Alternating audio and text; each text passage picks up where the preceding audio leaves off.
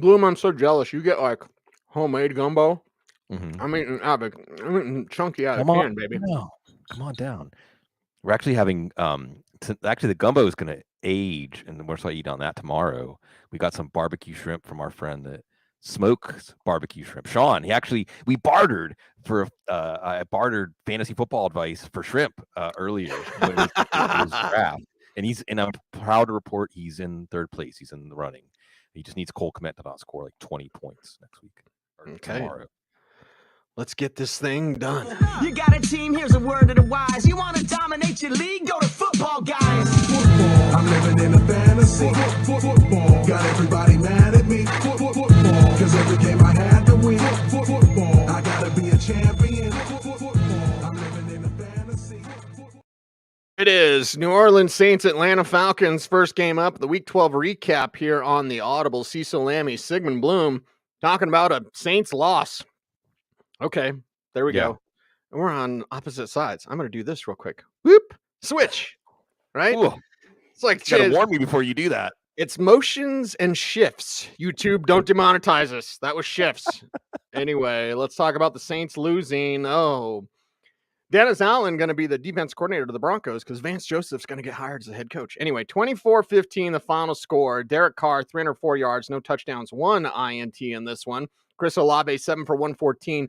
Taysom Hill, 2 for 55. Then 7 for 26 as a runner as well. Alvin Kamara, 4 for 50. Juwan Johnson, 4 for 45. Kamara, 15 for 69 on the ground. This didn't lead to a win, Bloom. So what's wrong with the Saints? Yeah, this was not taking care of business. As we saw this team going in with a chance, a road win would really put them in command of this division. It did not happen. We saw Chris Olave get out to a really hot start and then leave with a concussion. Rashid Shaheed also left in the first half. You also saw Derek Carr throw a pick six to Jesse Bates, about a 90-95 yarder. And it was just too much. That's too much for them to overcome when you add in those injuries. So you have Taysom Hill. If you had him in your fantasy lineup this week, you're okay with what you had. You expect a bigger role coming next week with these injuries. We'll be watching Olave's concussion. Shaheed, I would imagine, being a speed player, we're not going to see him next week against Detroit, by the way. Maybe some more Juwan Johnson, who had 4 catches in this game, got a little banged up. Maybe some more Alvin Kamara. Certainly some more Alvin Kamara, who looked good in this game. Maybe more A.T. Perry. Keith Kirkwood actually did more. Neither of them did very much, and I don't think you're going to see the passing game rely on them next week if they are starters. That's right. A.T. Perry and Keith Kirkwood, potentially the starting wide receivers with Michael Thomas on IR. Oh, there's also Lynn Bowden sighting in this one. Maybe he'll play a role. Maybe they'll find a way to use him. This team is still tied for first place at 5-6. Yeah, there we go. Somebody's got to win it in that division. Atlanta I'm going to go do it at 5-6. Desmond Ridder, 1 touchdown, 2 INTs. I thought he learned. Anyway, Drake London, 5 for 91. Bijan Robinson, 3 for 32 and a receiving touchdown, and then 16 for 91 and a rushing touchdown. More. I'm like Kylo Ren. More. That's right. Tyler Algier, 10 for 64 on the ground. Kyle Pitts, 2 for 22, and it's a Desmond Ridder offense. So, yeah, surprised they won. 21 pass attempts. That's a Desmond Ridder offense. And this is what we're going to see going forward. What we're going to see is a lot of Bijan Robinson. And finally, just as Arthur Smith, again, I think it's so fascinating to point out human nature, just as he's protesting the most about his usage of Tyler Algier being appropriate, the following week, he relies on Bijan Robinson more. And you got to love it if you are a fantasy player, certainly use that term, player with Bijan Robinson on your team. And I want to do a mini rant because it's late. We got 10 games to get through. You might hear, oh yeah, well, your team is clearly not making the playoffs if Bijan Robinson was your first round pick, so it's not helping you. No, that's bad fantasy analysis because you have how many other picks in your draft? 15, 17, 19. You have waiver wire pickups. You have trades. You have edges you can get with good lineup setting. You absolutely should not have been out of the playoff running just because Bijan Robinson had a dry stretch in the middle of the season, because he's coming on now to maybe lead you to a championship. And Drake London will stay in your lineup, helping you as the number one main man for Desmond Ridder. So even with the 21 pass attempts, 13 completions, London has a good game. Even Algier's running better. I think this team is more focused as a run-heavy team. What they're not focused on is Kyle Pitts. And if you haven't queued the Chuck D yet, cease. Get your pipes warmed up for that one Tuesday. And since you mentioned it, Bloom, I won't belabor this, but I'll blame it on you. If Okay. someone's saying that, that's dumb. 2 rules in life: don't be dumb, don't be in a cult. And that's just like one of the dumbest. I didn't know people were saying that because I don't pay attention to Twitter. Not saying that you do, but like if someone's saying that about Bijan Robinson, that's just really, really dumb. Yeah. Really, really dumb. Like, and don't argue with dumb people. Or else they'll drag you down to their level and beat you with experience. Right. And it's the experience that we're talking about in our next game. Am I right, everybody? The Steelers. Matt Canada. No, Matt Canada. We're going to bounce back with a win. I said we. Over the Cincinnati Bengals. 16-10 is the final score. Bloom. I can't believe it. Well, I guess I can because no Joe Burrow. Yeah. But let's talk about the Steelers side, baby. No need to go through the box score. Although Kenny Pickett did throw for a bunch of yards, Bloom. So that. Yeah, on the Steelers side, Cecil, it had been 58. Was that the number? 58. It had been 58 games since the Pittsburgh Steelers had 400 yards of total offense. That's been 84 years. That's right. A lot of, I mean, the kids that were born the last time they had 400 yards of total offense are, going to be starting kindergarten in a year or two. So there were improvements. Okay, that's an improvement. That can't be a coincidence. Okay, for fantasy, what does it mean? I mean, Kenny Pickett not doing very much for his own fantasy value, but enough for Pat Freiermuth. That's your guy. Eddie Faulkner, your new offensive coordinator. Freiermuth 9 for 120, and I think you're going to see that going forward. Certainly, we're going to talk about him on Tuesday on the Waiver Wire Show. George Pickens didn't do much. Best play was recovering the onside kick, but his floor game is now a 3 for 58. You can stomach that if you can get something bigger next week against the Cardinals, by the way, whose defense was not very good today. Even Deontay Johnson had a touchdown. If they would have challenged it, maybe he would have gotten it. Instead, it didn't count. But even Deontay Johnson, who was doing some things downfield. There was talk about Jalen Warren getting more touches. Nope. Actually, Najee Harris ran better than Jalen Warren. Jalen Warren had a fumble early, and when Jalen Warren did have a good drive, Harris finished it with a touchdown. So you're going to see Harris continue to get the goal line touches. Right. And this is a better offense. It's a better offense. I know they didn't score touchdowns. Next thing, first thing on the list, over 400 yards. Got that. Next one, start scoring touchdowns. Luckily, they were facing Jake Browning, so they didn't really need to do that. So was it that simple? Maybe it was that simple. Arizona next week, and New England, Indianapolis, Cincinnati again, Seattle. It's disappointing if this team doesn't make the playoffs.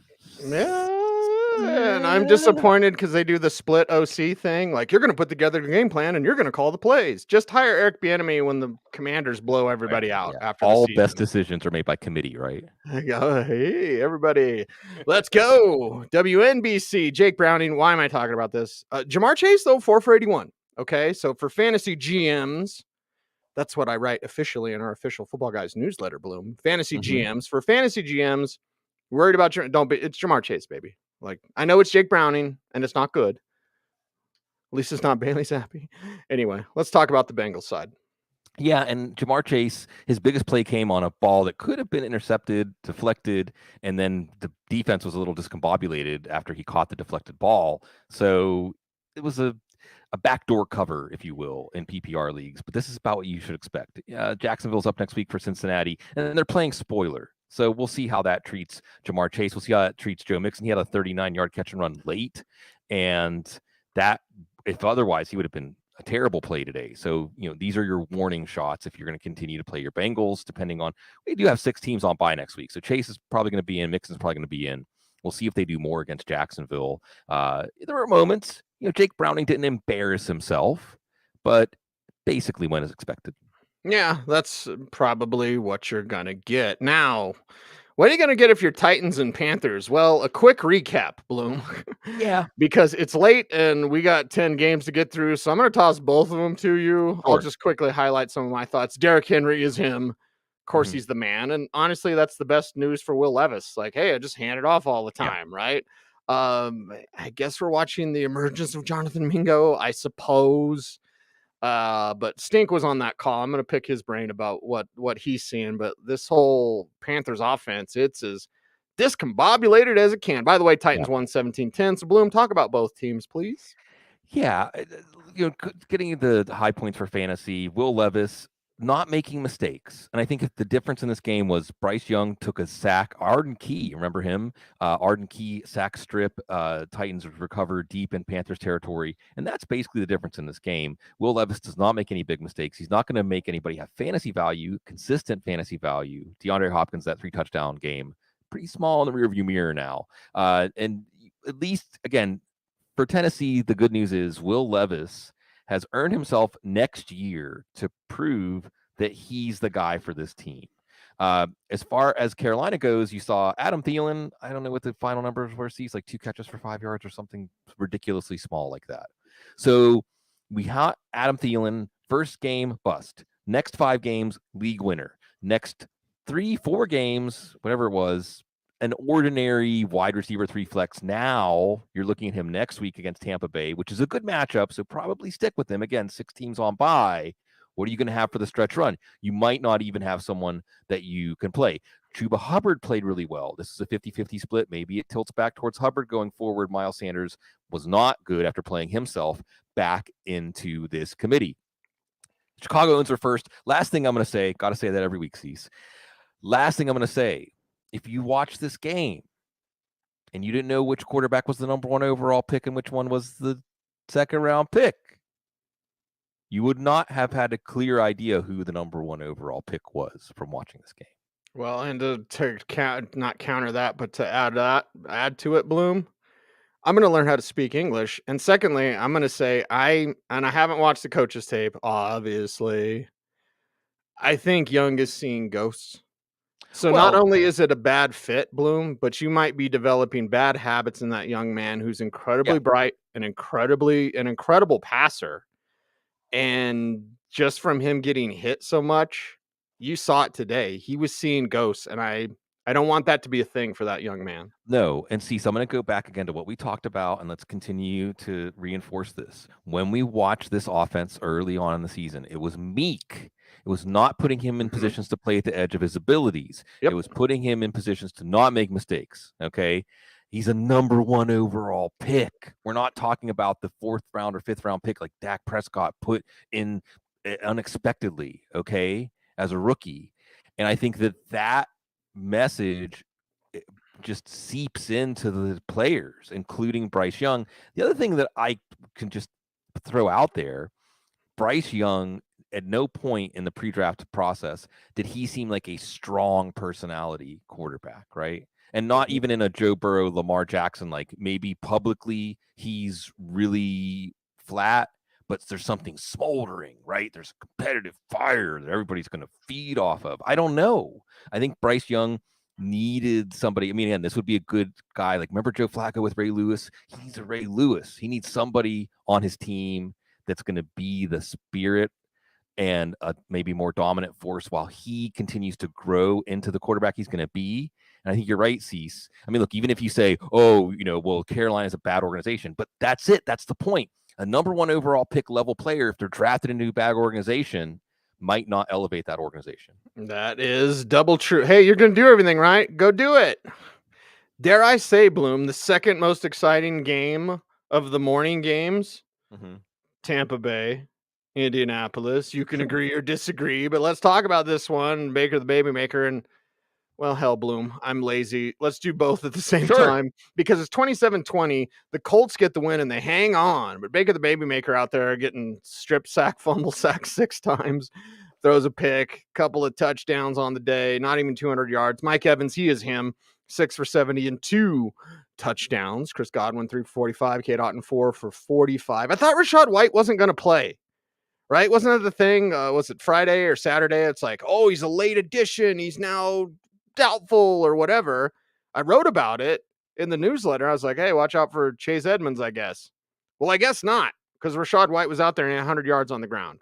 Okay. Jonathan Taylor, 2 rushing touchdowns, 91 yards. Michael Pittman, 10 for 107. He's doing his Mike Evans impression.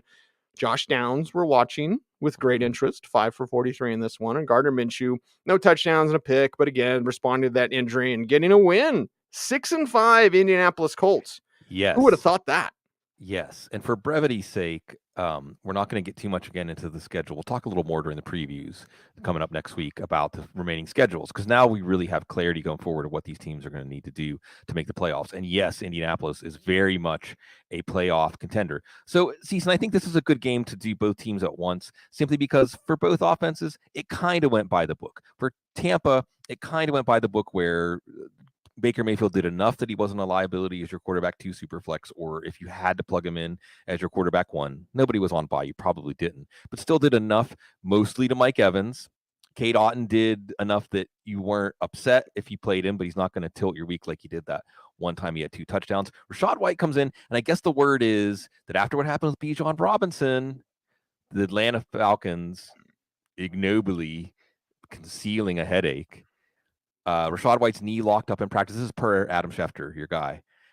It locked up in practice on Friday, and they're like, well, we better do it by the book and put it on the injury report, and that he was going to be fine. And he ran for 100 yards against a pretty good run defense in a bad running game. So overall, if he stuck with White, that paid off.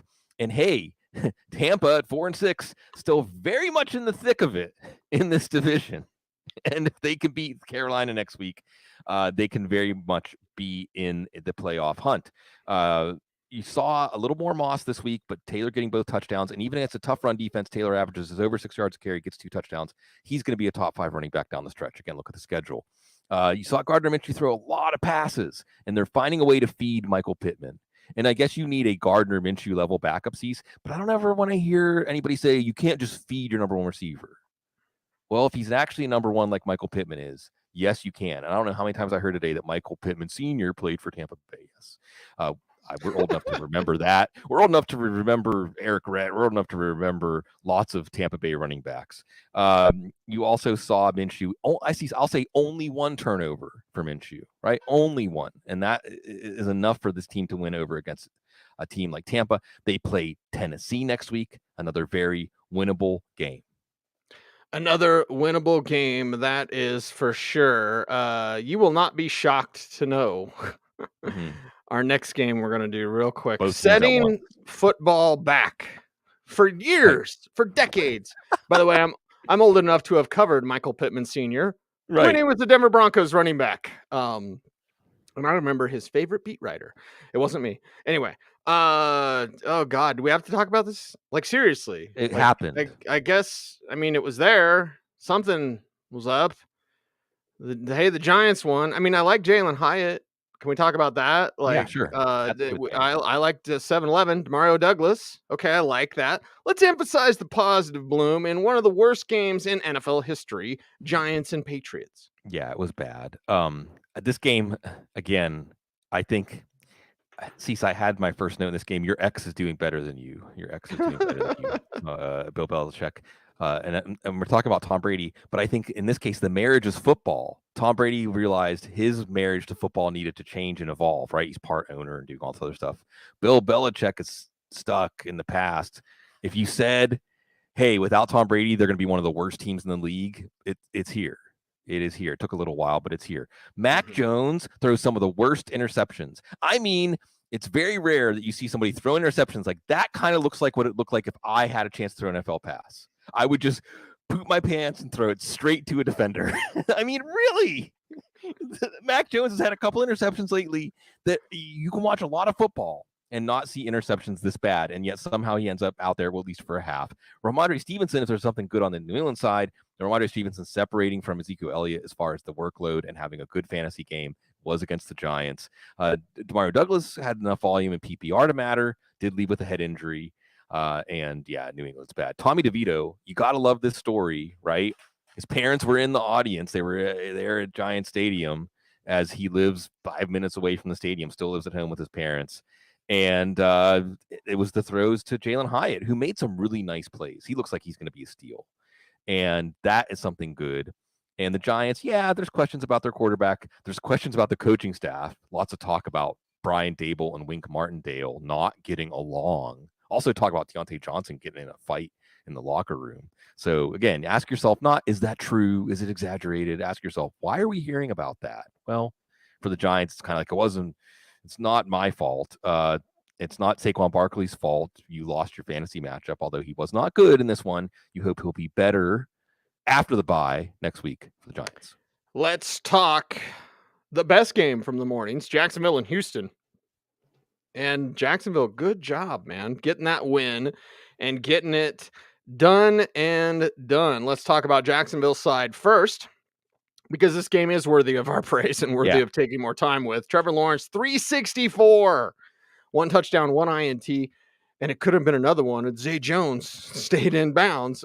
Anyway, Calvin Ridley, 5 for 89 and a touch. Christian Kirk, 4 for 89. Luke Farrell, 3 for 55. Evan Ingram, 5 for 49. Travis Etienne, 20 for 56. Some hard-fought yards in there. Lawrence also had a rushing touchdown. But this one was a test. And it was a test for Jacksonville. Okay, Texans are hot. Everyone's talking about them. You're on the road. Jacksonville, you already made the playoffs. You already won a playoff game last year. You're supposed to do more this year. You have to win a game like this to have the feeling that you can do more this year. And Bloom, they did that. They did. This is the latest in the season that a Jacksonville-Houston matchup has been for first place in the division. This is the AFC South. It actually has 2 good teams and 1 kind of good team, unlike the NFC South. Again, you're seeing with Zay Jones back out there, everything opens up in this pass offense. And they're also doing a better job. There was a good report about Calvin Ridley and how they're moving him around more to get him free from press coverage. And you're seeing the effects of that on your fantasy lineup. You did see in this game, Christian Kirk catches the pass, gets knocked out of bounds with 1 second left at the 1-yard line. And they did the right thing, right? You go for the touchdown, right? I think they were up 13-7 at the time, or something like that. So you go for the touchdown, and Travis Etienne gets stonewalled. So there was some momentum play there for Houston. Also shows you that the Jags played maybe even a little better than the score indicates. Etienne leaves briefly with a chest injury. Could have been fine for you if he had gotten that touchdown. And you saw him get more touches than he had the last few weeks when they were using the backup running backs more. We'll watch the practice reports. Maybe we'll see a little more Dearness Johnson, who had a nice catch and run on his 1 reception. The story here, though, is Trevor Lawrence. And you're seeing the steps now. You're seeing him making those steps, both for fantasy and as a leader and as a player the team feeds off of and as a player that regulates this offense. They did lose Cam Robinson in this one, so we're going to watch that. They have a matchup with Cincinnati next week again. Cincinnati playing spoiler. Jacksonville, for a brief moment there, Cecil, was the number 1 seed in the AFC and still could end up being the number 1 seed in the AFC. So, yeah, that's a step forward. Got to keep it up. Houston side. So just when Dameon Pierce comes back, he screws everything up. Yeah. It's 13-7.5, baby. And Bloom, you know me. You know me. I hate when teams go away from running the ball when they don't have to. And Devin Singletary was amazing. And then Dameon Pierce comes back and they're like, let's make it a 50-50. No. After what Singletary's done the last 2 games, you feed him until it doesn't work anymore. Right. And they didn't do that. CJ Stroud was the leading rusher with 6 for 47 and a touchdown. I love D'Amico Ryans. The Broncos really wanted D'Amico Ryans. Bronco show. 304, 2 touchdowns for CJ Stroud. Nico Collins, 7 for 104 and a touch. Singletary did have 6 for 54 as a receiver, so there's that. Tank Dell, 5 for 50. And all he does is score touchdowns. He's just scored again, everybody. So the Texans fall short. But, man, you see a lot of heart, a lot of fight in this team at the end. You see a lot of CJ Stroud's personality. You see that calm intensity and never say die attitude. And they were outplayed in this one for most of the game. And they were still in the end. More on that later, just a little bit later. CJ Stroud, fantasy stud. I mean, Cecil, at this point, you might be starting him over everyone but Jalen Hurts and Josh Allen. That's it. You might even be starting him over Patrick Mahomes because the numbers are there. And as you said, the running game dried up. I don't know. Devin Singletary's best quality is yards after contact, right? Yep. So that starts to get activated the more you run the ball. I don't understand it. Like, I agree with you, Cease. At least he did a lot in the passing game to help you with no Noah Brown. Of course, Nico Collins is a good play. Of course, Tank Dell's a good play. Yeah, Dalton Schultz wasn't a good play, but you're still going to keep plugging him back in probably because this is a really good pass offense and a really good quarterback. And even as the Texans played from behind. This one to the billing. Even as the Texans played from behind the whole game, they fought and clawed and scratched, and C.J. Stroud got them with their fill-in kicker, Matt Amendola. Not no relation to Dammy Amendola. See, he's got to bring that one back from the vault for you, man. 58-yard field goal to tie the game. Off the crossbar. It was that close. I, for one, would not mind seeing these two teams play on Wild Card Weekend. That would be fun. Browns and Broncos. The fun of a 5-game win streak. It is, right? The Hottest big team show. in the NFL. The hottest team in the National. We all had it. From 1-5 to 6-5. And can I say 12-5? 29-12, the final score. We can take this one all at the same time because honestly, I thought this was going to be like 12-10. You know what I mean? And there was a safety in this. I don't know how to play football anymore because Dorian Thompson-Robinson was knocked out by Baron Browning on a completely legal hit that he was flagged for, probably going to be fined for. PJ Locke had a hit on Amari Cooper that knocked him out, and then Elijah Moore's over there complaining. And it's like, seriously? Like, and I get the Kareem Jackson thing. And Kareem Jackson is a good man. He's not a headhunter. He's just old, and he's stuck in the old ways. These new Broncos, PJ Locke, Baron Browning, those were big hits. Those were completely legal. They're probably going to get fined. Nobody knows how to play football anymore, but the Broncos just showed out. Myles Garrett didn't do a whole lot in this one. No quarterback hits, got hurt, right? So let's talk about this game and just talk about everything. We're seeing more Samaje early. That's something that I had projected. Like, oh, this is not the game for Jaleel. It's just not going to happen with Jaleel. Okay. This year. Sorry. Maybe ever. He's not that type of guy. He loses his feet way too easy. Until I see that change, I'm out. I'm in on Cortland Sutton, though. And imagine this. You love your job. The team that is your company does not want you. You don't find out about it until you watch SportsCenter in April. And then you're like, wait a second, I'm on the trade block. And then to add damage, nobody wants you. How would you feel if you're Cortland Sutton? Would you thrive and push it in everybody's face? Or would you go into a shell like Jerry Jeudy? We see what Sutton's doing. And he's doing good things, man. Not 100 yards, but he seems to score all the damn time. Anyway, let's talk about both sides here and the mess that was Browns and Broncos. Yeah, the mess that is the AFC playoff picture. So again, Myles Garrett, like you said, not really having a big influence on this game. And then you have a pretty toothless offense for Cleveland, and that's going to come back to haunt you. Jerome Ford looked good, but they didn't have possession enough, put enough drives together to really get him going. And hey, let's say hats off to Vance Joseph, the head coaching opportunity. He's back. Hats off to the Denver defense. Amari Cooper banged up, but Patrick Surtain, let's remember that. Nico Collins probably will see a lot of him next week. Could you guess who their opponent is? David Njoku was okay. Again, he's the only one whose value has survived all these quarterback changes. Had a touchdown, dropped it. Cedric Tillman, interesting dynasty watch. Mm-hmm. And, Cleveland's one of those teams they could win out. Here's their schedule. Rams, Jacksonville, Chicago, Houston, Jets. They could win out or they could lose out. That's where this team is. Javonte with a neck injury, we'll watch that. Like you said, sees P. Ryan getting a rushing touchdown. He's at least desperation depth. And if this neck thing becomes a bigger issue, we'll talk about P. Ryan on the waiver wire show for sure. Russell Wilson, not much as a passer, did get a rushing touchdown. This was a very tough defense, even with Myles Garrett, not the same. And the toughest game they have left is Detroit. This, like you said, Cecil, maybe not 12-5, but certainly a playoff berth. Certainly a lot of us eating crow when it comes to things I said, certainly about Sean Payton and about where this team was headed. You just got to give him some time. And there was a sheep rodeo at halftime. I was hoping we could get your thoughts on that. Well, not really on the sheep rodeo, but if there's rodeo at halftime, you're probably in Denver. Mutton busting, everybody. I'm going to sound really bad when I say this. I don't like the helmets. Yeah. I don't like the helmets. I understand why, but as someone who's old, who grew up riding calves and never rode sheep. You mean the because- kids on the sheep? Yeah, they They're wore helmets. kids. Dude, anyway, again, I didn't want to bring this up. Oh, I hit a nerve. I rode calves. That's for like, our I rodeo. rode That's for our steers. rodeo commentary podcast. I was Podcast number riding 317. Right. I was riding bulls, young bulls, when I was not even a teenager. So it's like, yeah, baby. So whatever. Back in my day, How old were talked you to at the first school. time you drove a Truxies?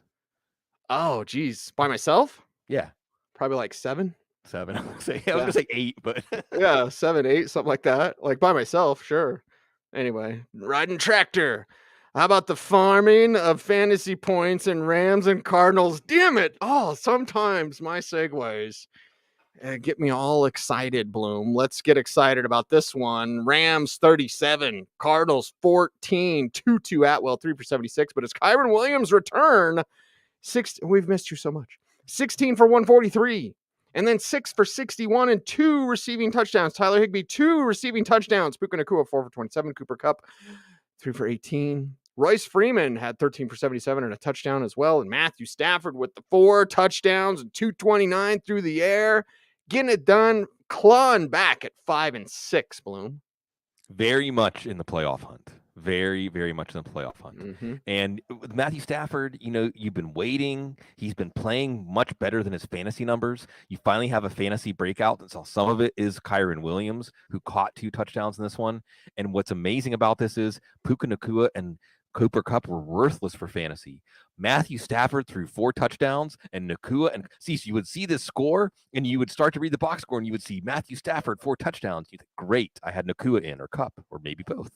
No, it was Tyler Higbee, who was announced inactive in a mix-up, by the way. Yeah, they tweeted out that he was inactive. Whoops, our bad. He's actually active. Hope you didn't put him on your fantasy bench, although I don't know why you would have had him in. And again, Kyron Williams, Cease. How strange is fantasy football? What if I told you the key waiver wire pickups of the year were going to be Joshua Dobbs and Kyron Williams? Yes. So don't ever say anything in fantasy football is absurd. When someone says, I think this is going to happen, don't dismiss it. I'm not saying you have to plan as if it's going to happen, but make sure your brain is limber. Make sure your mind is open to just about anything happening in the NFL. The team's not dead yet. Cleveland, Baltimore, Washington, New Orleans, Giants. Baltimore's only team I think that is imposing, and they always lose games they're supposed to win. So yeah, Matthew Stafford back in the playoffs. I think that'd be a good story. I think I'd like to see that. I will bring up the conspiracy theory. Bloom, I was watching a JFK documentary last night. The invented term conspiracy theory came from the JFK investigation. Yes. But here's the thing. NFL, you can't flip around. And I want to cuss, and I'm sorry, Joe, that I want to cuss. Again, I'm from the country, and I work in profanity like an artist works in oils and clays. But like... A Christmas story again? Yes, of course. Fun. Me too. Yeah. If you're listening out there and you listen to a Christmas story, watch it this weekend, raise your hand. Yeah. Raise your hand. Bloom, I if you're in bed with Vegas, the way the NFL's in bed with Vegas, you can't have this stupid Rachaad White, we got to play by the book. They're moving the line. Yeah. They're affecting bettors. Tyler Higbee's inactive. Like you got to be tight or else so many people think the NFL scripted now. I don't believe it is. Too. It's I don't believe it is. But product. It's an entertainment product. But if you're not like right on the money, Higbee, oh my God, what a mess up. And Rachaad White, we totally have to do it. You're in bed with Vegas. You are looking really bad. One, your refs suck. Okay. But if you can't get this type of stuff right, how many years have we done this show, baby? 18? Yeah. When has it ever been like this? Like I guess we got to talk about the Cardinal side, but yeah, I was prompted to say that. Well, it'll be interesting to see what happens. It'll be very interesting to see what happens because it is a product now. The gambling part of it's a product, and it's just customer satisfaction with the product. People were going to rely on that information, so we'll see. Kyler Murray scored 1 on the ground and threw for 1, so he was a success for fantasy, even though his team got blown out. This team has Houston's first-round pick, not as good as they thought it was going to be. They're going to have their first-round pick, and they're going to decide what to do with Murray. They are going to decide what to do with Marquise Brown, who at least bounced back finally in this one. Trey McBride, steady, and Greg Dortch at least caught a touchdown, garbage time touchdown. James Conner in a blowout, unsurprisingly. didn't do anything really in this game. And this is where Arizona is. And again, job one is deciding the fork in the road with Kyler Murray. Do you try to trade him? Do you build the team around him going forward? I don't think this game gave us any more clarity. We'll see you next week against the Steelers. You remember when Arizona used to be Steelers West? The Russ and Hunt. Wizengrim. Yeah, it was supposed to be Wizengrim and ended up being Mike Tomlin. Mike Tomlin, I think, was the better choice after all. Well, if Russ Grimm was the coach, would he still be the coach? No. Mike Tomlin was the call. We're old, and there's been 3 Steelers coaches in our lifetime. Yeah. Think about that. Yeah, and they wanted Joe Paterno instead of Chuck Noll. Kansas City was behind to the Raiders? What? They keep cutting in on the Broncos game. I was like, huh? What is going on in Vegas? 31-17, the final score, they win. Pat Mahomes, couple of touchdowns, 298. Rashee Rice, the big 39-yarder, down the sidelines, cut back in for the touchdown, 107 on the day. Travis Kelce, 6 for 91. Justin Watson is a thing, I guess. He had a touchdown today. Isaiah Pacheco, I love him. 2 rushing touchdowns, 55 hard-fought yards, and then 5 for 34 as a receiver. Sky Moore, 3 for 34. Why did I say that? I don't know. Why did the Chiefs kind of have to wake up in this one? Maybe it was a late night in Vegas. I don't know. Yeah, they got their first second half points, I think, in 4 games, which is just shocking. But Kansas City back in the number 1 seed. I think as we're speaking right now, Baltimore's playing. Baltimore could take over the number 1 seed. So no Jerick McKinnon in this one. No Kadarius Toney. Really set up for a Rashee Rice breakout game, and voila, there it is. And we don't think we're gonna get a lot of Rashee Rice questions going forward. Don't think we're gonna get a lot of Isaiah Pacheco questions. You knew if this offense just started to perform up to the level we expected, Pacheco had multi-touchdown games in him, and indeed, he gets a multi-touchdown game in this one. Everything is okay with Kansas City. Everything is on track, and they're going to Green Bay, and hopefully this offense will start to peak just when you need them the most in fantasy. You're seeing some stuff from Aiden O'Connell. I like that. I appreciate the young man's game. 248, 1 touchdown, no INTs, only sacked 1 time. Jacoby Myers, 6 for 79 in the touch. Devontae Adams, 5 for 73. And then look at how the targets are distributed. 7 for Myers, 7 for Adams, 4 for Renfro, 4 for 38, 4 for Michael Mayer, 2 for 27, 6 for Josh Jacobs, 4 for 50. How many young quarterbacks we see that's just like Devontae Adams, 14 targets, you know what I mean? And nobody else gets any targets. Like, no, he's distributing. He's a distributor, and he's kind of, ushering it around the field. Not to a win today. Josh Jacobs helped, 110 and a touchdown on the ground. So you're not there, Vegas, but there's some guys maybe you can have a future with. Yeah, and whoever, here's the headline from the first week after the season's overseas. Whoever the Raiders hire as head coach is not going to be forced to keep Aiden O'Connell as the quarterback, but in the interview, they'll ask them, what do you think about Aiden O'Connell? Mm-hmm. Right? Something like that. Because he's earned that opportunity, like Will Levis in Tennessee. He's earned that opportunity. Now, whether the new head coach sees it that way, these are good organizations, figure these things out before they do the interviews. Not that Aiden O'Connell has become a deal breaker where you say you have to go forward with this guy, but you might want to try, like you said, Cecil, after what he's showing. Jacoby Myers getting more involved in this one. Devontae Adams saved him on a slightly errant throw early that counted for a lot of his yards. And Jacobs got you that long touchdown run. Again, not going to get the Josh Jacobs questions going forward after he broke that long run. And they continued to ride him even they were behind. Cecil, team not abandoning the run when they're behind. This team's playing with pride. And I want to say hats off to Antonio Pierce, Bo Hardegree, and the staff there. Because, and since you mentioned it, you brought it up, Cecil, I want to say also hats off to Saquon Barkley, even though he didn't help your fantasy team today, because here's a guy that's in a contract year playing for a team going nowhere, and he's playing his heart out for his team. So you're learning about these guys by how they react to these situations, and you're learning that the Raiders are not just going to give up. They're going to play with pride, and they're going to get a week off, so they're going to enjoy Vegas and not worry about it messing up their game. Enjoy it. And don't do like Buffalo's doing. Oh, my God. Bloom. Yeah. The Buffalo Bills. Baby, we got to talk. We love Bills Mafia. We love the Eagles, too. I love Howie Roseman. There's a nickel for one of my buddies out there listening that works for the Eagles. Anyway, Bills and Eagles. Let's chop this one up, baby, because windows in football and in life, and your window with Buffalo is closing or closed or something like, sorry, we're closed. And here's the thing. Allow me to go off. I thought maybe with Ty Johnson, I was like, maybe they do a little Ty Johnson. James Cook is actually the 6th leading rusher in the NFL, something like that. They don't run him enough. You have a guy that's clearly talented. I know 2.7 a carry. Okay. I understand that today. I'm not talking about today. I'm talking about season long. I'm talking about identity and something that's repeatable, something to go back to that you can lean on. What if you had a ground game and, Latavius can be Latavius, and maybe Ty Johnson do a little more banging, right? Whatever. And then James Cook, electric, Thurman Thomas, look at Thurman's touches when they were the Bills. And then look at James Cook's touches. It's like James Cook can be the Thurman. And I know he had 22 touches today. All right. And they didn't win. But here's where my problem lies. It lies in Josh Allen. And it's like, Josh, try and play hero ball again, throwing a pick again, couple touchdowns, couple rushing touchdowns. Great. But this ain't fantasy football. You got Josh Allen. You're super happy. Well, are Bills fans happy now with this outcome?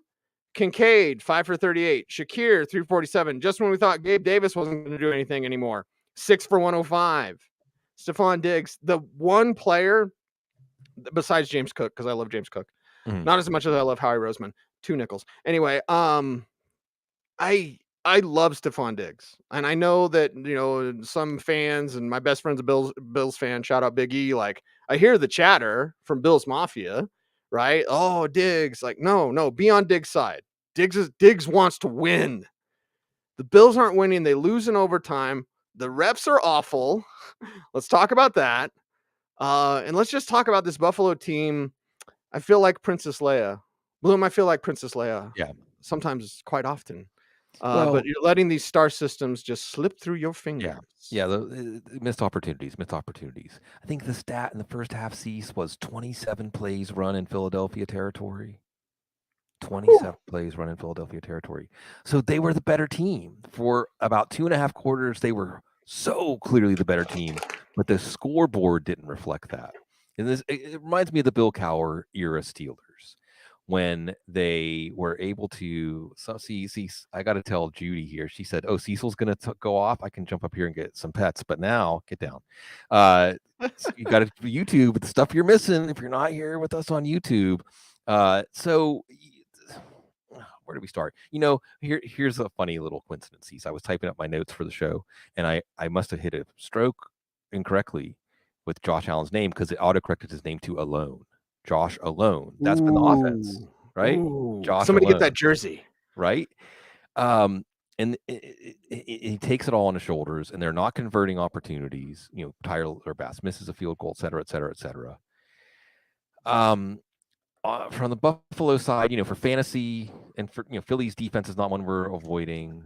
Cook doing more in the passing game. Gabe Davis has a big bounce back game after having 2 goose eggs in the last 3 weeks.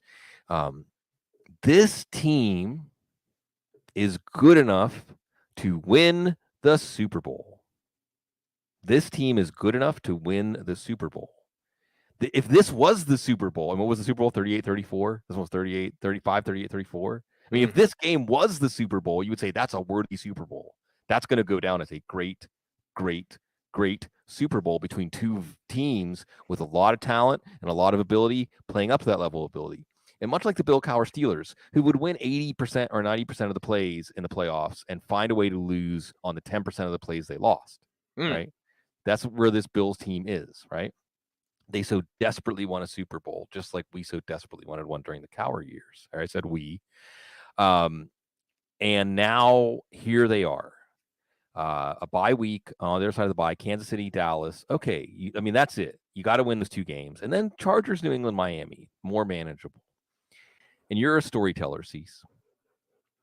On one hand, 6-6 going into your bye, nobody, that's a disaster. The plane has run into the mountain if you're the Bills, and it's 6-6 going into the bye. It's just, this is unthinkable. And it could be, like you said, Cease, the closing of the window. Now, remember, the Bill Cowher Steelers with Jerome Bettis in Detroit finally did at the end of the Cowher era win a Super Bowl. So you don't want to say never, but this build, maybe the build with Stephon Diggs, maybe this build.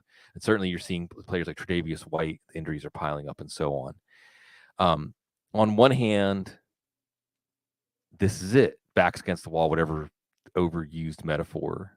On the other hand, if you're writing the story of how the Bills finally pulled the sword from the stone, having to start the playoffs in week 14, if they can do it, if they can walk that bridge, if they can get to the playoffs, they can beat Kansas City, they can beat Dallas, beat Miami, right? Maybe we're on to something. Just get hot at the right time. Baltimore, when they won Super Bowl 47, fired Cam Cameron, inserted Jim Caldwell, the visionary that was Jim Caldwell. And I like Jim. Jim's a good guy, but like the visionary offense of Jim Caldwell. Not an offensive innovator, really. Right. Cam Cameron's so stuck in the 90s. I'm stuck in the 90s. And if I'm calling out Cam Cameron and those ISO routes, but they weren't the best team in the league. And they went out and they got hot at the right time. Buffalo, if you get hot at the right time, you can do it.